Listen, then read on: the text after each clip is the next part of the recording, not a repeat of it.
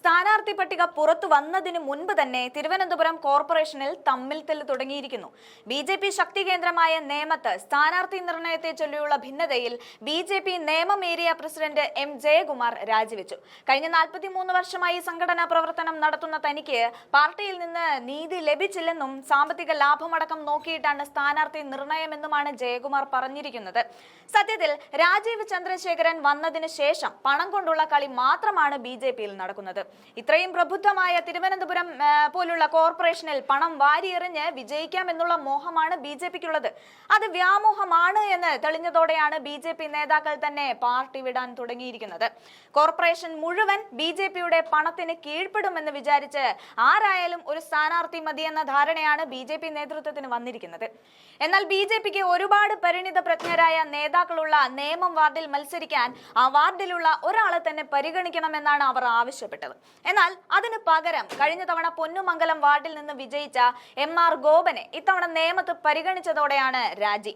നഗരസഭാ തെരഞ്ഞെടുപ്പിൽ നേമം വാർഡിലുള്ള ഒരാൾ തന്നെ മത്സരിക്കണമെന്ന പ്രവർത്തകരുടെ ആവശ്യം അറിയിച്ചിട്ടും യാതൊരുവിധ അറിയിപ്പും കിട്ടിയിട്ടില്ലെന്ന് ജയകുമാർ ബി.ജെ.പി. നേമം മണ്ഡലം പ്രസിഡന്റ് രാജേഷിനും ബി.ജെ.പി. തിരുവനന്തപുരം സിറ്റി ജില്ലാ പ്രസിഡന്റ് കരമന ജയനും അയച്ച കത്തിൽ പറയുന്നുണ്ട്. ബി.ജെ.പി. സ്ഥാനാർത്ഥിയാകാൻ പോകുന്ന എം.ആർ. ഗോപനെതിരെ അതിരൂക്ഷമായ ആരോപണങ്ങൾ ഉന്നയിച്ചുകൊണ്ടാണ് ജയകുമാർ രാജിവെക്കുന്നത്. അതായത് കൊറോണ മഹാമാരിയുടെ ദുരിതം ജനങ്ങൾ അനുഭവിച്ച സമയത്ത് നേമം വാർഡിൽ ബി.ജെ.പി. കൗൺസിലറായിരുന്ന എം.ആർ. ഗോപൻ ഇനി ആ വാർഡ് സ്ത്രീ സംഭരണമാകുമെന്നുറപ്പിച്ചതോടെ നേമം വാർഡിനെ തിരിഞ്ഞു നോക്കാതെ നേരെ പോയി പൊന്നുമംഗലം വാർഡിൽ കിറ്റ് കൊടുത്തു. അവിടെ മത്സരിക്കാനുള്ള സീറ്റും ഒപ്പിച്ചു. നേമം വാർഡിലെ ജനങ്ങളെ തിരിഞ്ഞു നോക്കാത്തതിനാൽ അവർ അനാഥരായി. അവസാന ഒരു വർഷം വാർഡിൽ കൗൺസിലർ ഇല്ലായിരുന്നു. ഇതോടെ ജനവികാരം പൂർണ്ണമായി ബി.ജെ.പിക്ക് എതിരാണെന്നും കത്തിൽ വ്യക്തമാക്കുന്നുണ്ട്.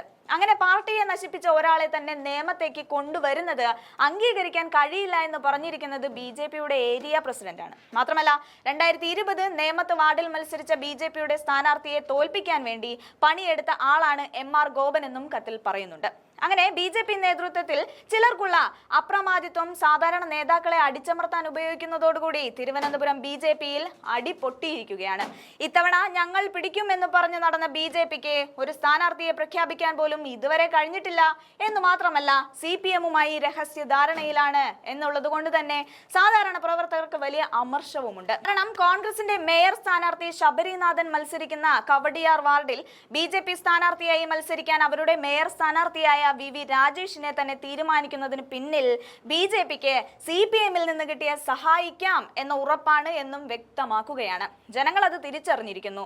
ഒരു കാര്യം വളരെ വ്യക്തമാണ്. കോൺഗ്രസിന്റെ കിടിലൻ നീക്കവും മേയർ സ്ഥാനാർത്ഥിയായി ശബരിനാഥൻ വന്നതും CPM ബി.ജെ.പി. കേന്ദ്രങ്ങളെ ചെറുതായല്ല ഭയപ്പെടുത്തിയിരിക്കുന്നത്. തോൽക്കുമെന്നുറപ്പിക്കുന്ന വാർഡുകൾ കൂടിയതോടെ ബി.ജെ.പി. നേതാക്കൾ വാർഡുകൾ മാറി മത്സരിക്കാൻ നെട്ടോട്ടമോടുകയാണ്. അതവരുടെ നാശത്തിലേക്കുള്ള ഊറ്റം തന്നെയാണ്. അതാണ് ബി.ജെ.പി. കോട്ടയിലെ പ്രസിഡന്റിന്റെ രാജി തന്നെ സൂചിപ്പിക്കുന്നത്.